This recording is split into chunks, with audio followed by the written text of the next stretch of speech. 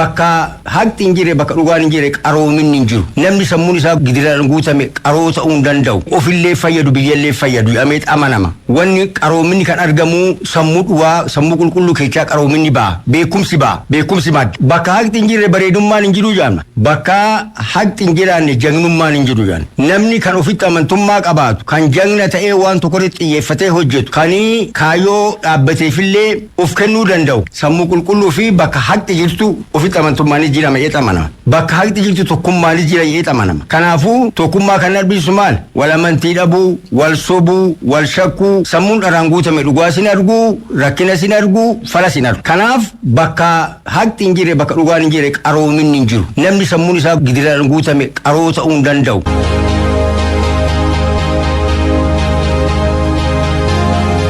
Madda carraa hojii dargaggoota keenya dubartoota qonnaan bulaa horsiisee bulaa keenya taasisuun danda'amee jira.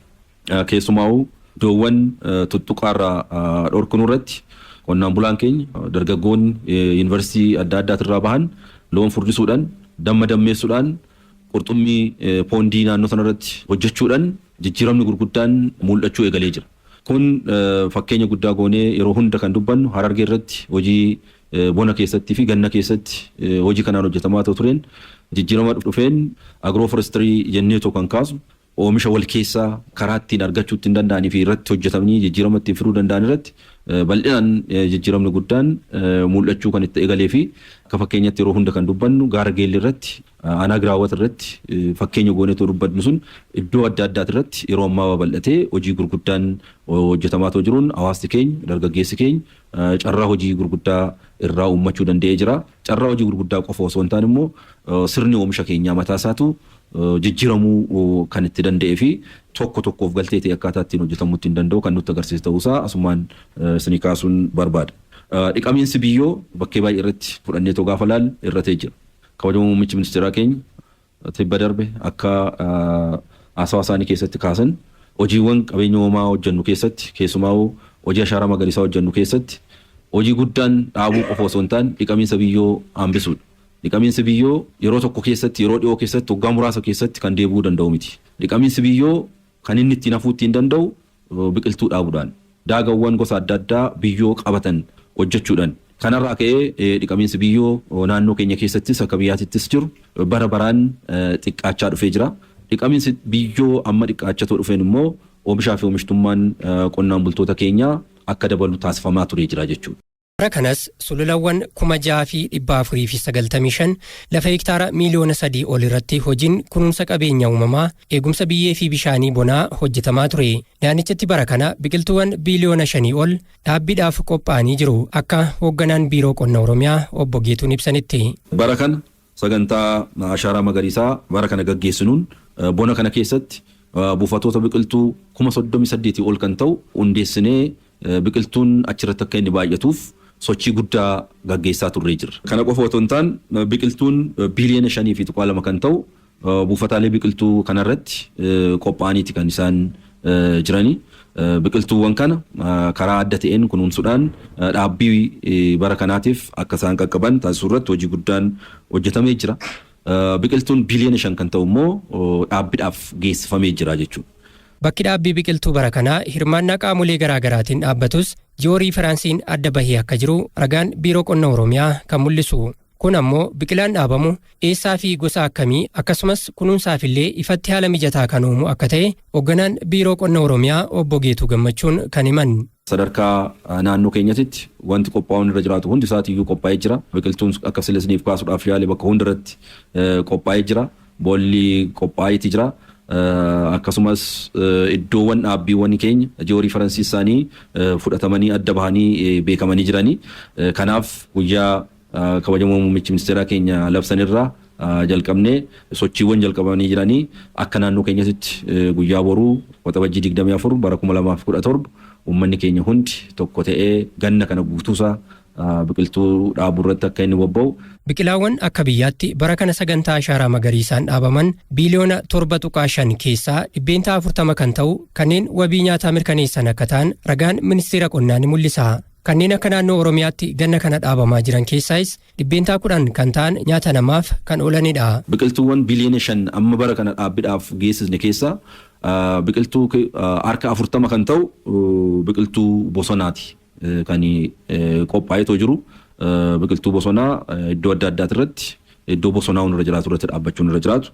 Biqiltuun tajaajila adda addaatiif oolan immoo harka parsantii biqiltuuwwan qophaa'e keessaa harka 30 yookaan parsantii 30 akka ta'e ragaan ni mul'isa. Biqiltuun nyaata beeladaa akkas lakkaasuudhaaf yaale iddoo guddaa qaba waan ta'eef parsantaa 19 kan ta'u biqiltuun nyaata beeladaatiif kan ta'u qophaa'ee jira. Biqiltuun muduraatii fi nyaata namaatiif ta'u immoo parsantaa 10 kan ta'u qophaa'ee jira jechuudha.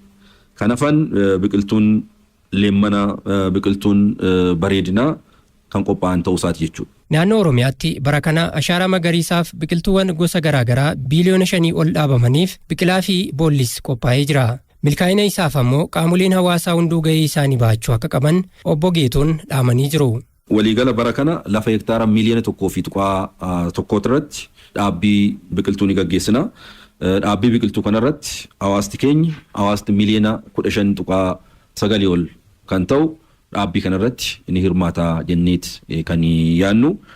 Kanarraa ka'ee labsii kabajamoo muummichi ministeeraa keenya Loreen Nagaa Addunyaa Dr. Abiy Ahmed waxabajjii 20 labsan giddu galeessa godhannee dhaabuun bayyanachuu kan afaan Amaariffaatiin በመትከል ማንሰራራት jedhamee kaawame kanan giddu galeessa godhannee akka naannoo keenyatti immoo bal'inaan hojii kana karaa adda ta'een qabannee ta'u kan sochoonu ta'a.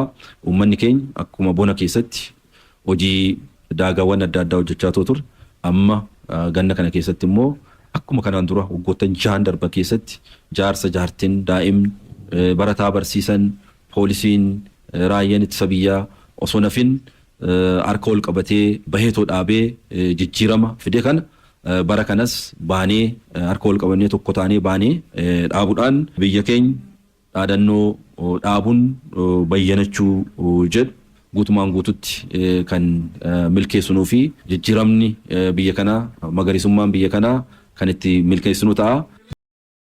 Biqiltuu dhaabuun yookiin ashaaraa magariisa lafa qabsiisuun hojii yeroo tokko qofa miti. Hojiitti fufiinsa qabuu fi waggaa waggaan raawwatamuu qabudha kan jedhan pirezidaantiin mootummaa naannoo Oromiyaa obbo Shimallis Abdiisaa keessattuu biqiltuu nyaataa fi kanneen biroo itti fayyadamuu qabnu itti fayyadamaa jala jalaa ammoo bakka buusuu qabna. Sagantaan ashaaraa magariisaa bara kanaas cimee itti fufa. Biqiltuu dhaabuu kunuunsuun itti fayyadamuun deebisanii bakka buusuun amma Oromoon lafa kanarra jiraatetti waan wajjiniin jiraatee itti fufuudha jechaadha. Hojiin kun itti fufiinsaan amma dhumaatti dhalootatti darbee ciminaan itti deemutu nurra jiraata. Isa kanarratti mootummaan naannoo keenyaa hojii qindoomina raawwatamu raawwachiisaa jira. Hundaa ol garuu waan raajii kana kan hojjechaa jiru uummata keenya bal'aa ogeessota sadarkaadhaan jiran hoggansa sadarkaadhaan jiru hojii kana qindoominaan waan seenaa keessatti bara baraaf yaadatamu hojjetaa kan jiru. Inni kun cimee aadaa ta'e itti fuutura jiraata jechaadha. Kana cimsinee gama hundaanuu sadarkaa barbaadamu irraan ga'uudhaaf itti deemutu nurra jiraata. Hojiin bara kanaas qixa kanaan deemuu qaba. Sagantaan ashaaraa magariisaa kan lammiileen hundi abbummaan itti hirmaatan ashaaraa dhalootaati kan jedhan ministeerri muummee Dr. Abiy Ahmed sagantichi misoomaa fi diinagdee biyyaalessaa waliin kan walitti hidhamedhas jedhan. Sagantaan ashaaraa magariisaa naannawa jijjiiruurra darbee Itoophiyaan diinagdeen akka guddattuuf gahee olaanaa buuseera jedhan. Eeggattummaa fi gargaaramtummaa jalaa bahuun wabii midhaan nyaataa mirkaneessuuf inisheetiiviiwwan eegalaman dammaqinaan hojiirra oolchuu qabnas jechuun hubachiisan Dr. Abiy Ahmed. Imalli bayyanannaa Itoophiyaa akka milkaa'u sagantaan ashaaraa magariisaa gumaacha olaanaa taasisaa jiraachuu ibsanii milkaa'ina dhaabbii ashaaraa magariisaa ganna kanaa eegalameefis hirmaannaan kutaalee hawaasaa hundi cimuu akka qabu imaanaa jedhan.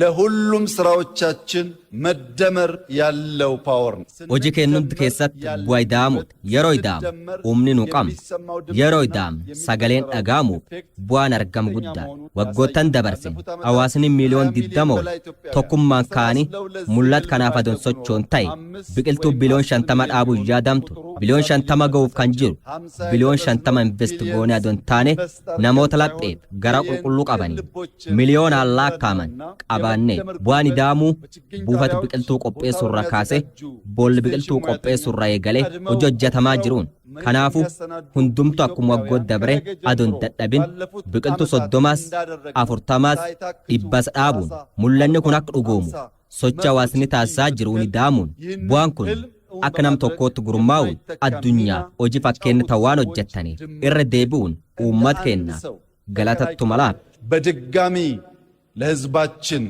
ከፍተኛ ምስጋና እንዳቀርብ ይፈቀድልኝ። Hojiin sagantaa ashaaraa magariisaa yaaddoo jijjiirama qilleensaan nuuf qolachuun dabalatatti nyaataan of danda'u oomishaalee alaa galan kan biyya keessaatiin bakka buusuu alergii guddisuu fi carraa hojii gama kanaan uumuuf kaayyeeffachuun waggoottan 6 darbanitti hojjetamaa tureera. Bara kanas dhaadannoo dhaabuun bayyanachuu jedhuun sagantaan ashaaraa magariisaa itti fufuun hojiirra oola. Bara kana akka naannoo Oromiyaatti lafa hektaara miliyoona 1.1 biqiltuuwwan gosa garaagaraan uwwisuuf karoorfamee jira. Biqiltuu haa dhaabnuun kan dhaabbatanis haa kunuunsinuun dhaamsa qophii addaa keenyaarraati.